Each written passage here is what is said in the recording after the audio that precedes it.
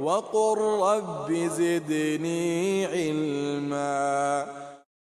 عن عائشة رضي الله عنها قالت: كان رسول الله صلى الله عليه وسلم إذا دخل العشر، أي العشر الأخيرة من رمضان، شد مئزره وأحيا ليله وأيقظ أهله. She mentions now about the last 10 days of Ramadan, or the last 10 nights of Ramadan.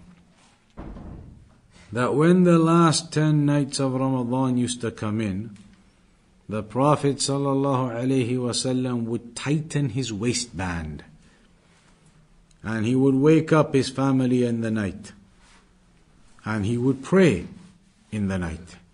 He would pray in the night, and he would wake up his family to do so too.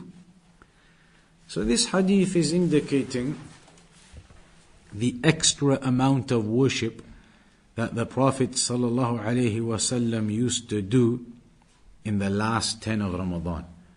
He used to do a lot of worship anyway, throughout Ramadan, but then he used to do even more in the last 10 nights of Ramadan. And it mentions shadda mi'zara, that he would tighten his waistband.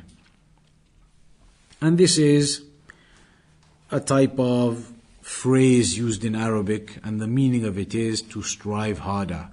It's like we say in English, roll up your sleeves. So they have a phrase in Arabic, tighten your waistband.